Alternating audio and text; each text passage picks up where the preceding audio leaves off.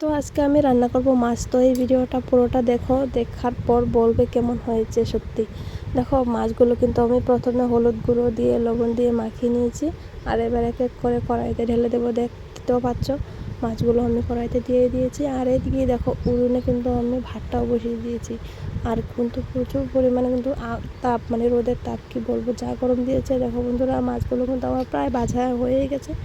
ভাজা হয়ে যাওয়ার পর কিন্তু আমি এক এক করে নামিয়ে নেব, পরে আরেকবার দিয়ে দেব। তো দেখতেই পাচ্ছ এক এক করে নামিয়ে নিচ্ছি। তো ভাজা মাছটা কিন্তু আমার খুব ভালো করে হয়েছে, মচমচে হয়েছে।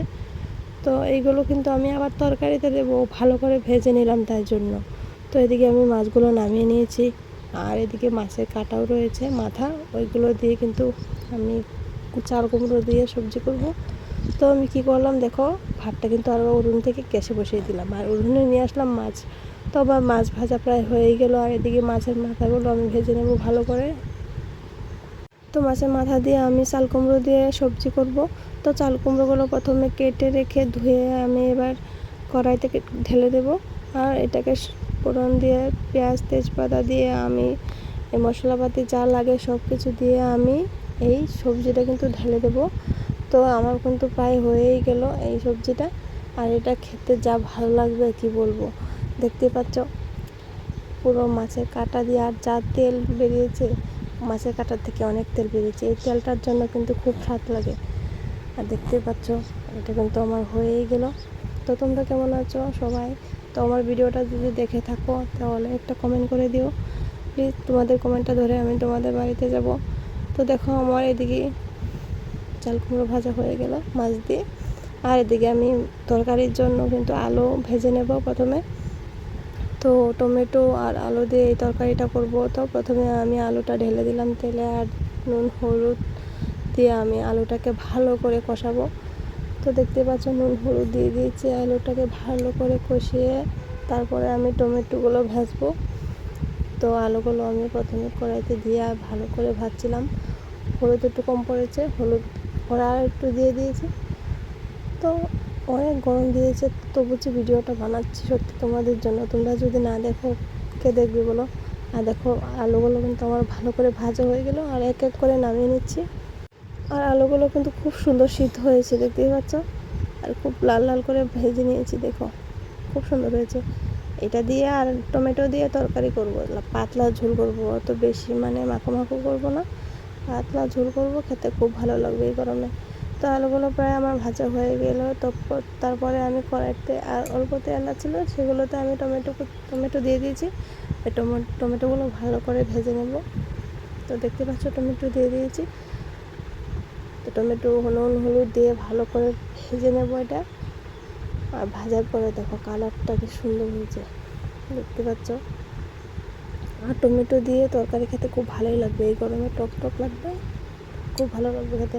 আর আমার এদিকে দেখো টমেটো কিন্তু সিদ্ধ হয়ে গেছে, ভালো করে ভাজাও হয়ে গেছে। এবার আমি তরকারির ফোড়নটা দিয়ে এগুলো আমি ঢেলে দেবো। তো এদিকে আমার টমেটো হয়ে গেছে, আলু হয়ে গেছে, আমি ফোড়নটা দিয়ে দিচ্ছি। প্রথমে কড়াইতে তেল দিয়ে দিলাম, তারপরে দেব তেজপাতা। তেলটা গরম হওয়ার পরে তেজপাতা দেবো, পেঁয়াজ কুচি দেবো, দিয়ে ভালো করে ফোড়নটাকে কষিয়ে নেব। তো দেখতে পাচ্ছ। আর এদিকে কিন্তু উনুনে কিন্তু রান্না করলে খুব ভালো লাগে খেতে, গ্যাসে রান্না করলে অত বেশি ভালো লাগে না, তাই জন্য উনুনে বসিয়ে দিয়েছি। তো এদিকে দেখো, এদিকে আমার কিন্তু আরও দুইটা কিন্তু রান্না হয়েছে, সেগুলো তোমাকে দেখায়নি।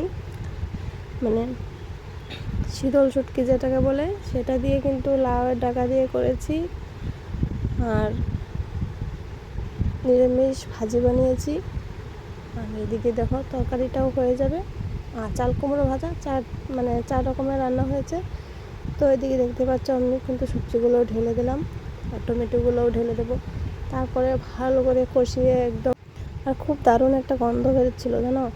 আর এটাতে কিন্তু বেশি কিছু মশলা আমি দেবো না, জিরে গুঁড়ো দেবো, পেঁয়াজ বাটা দেবো, আর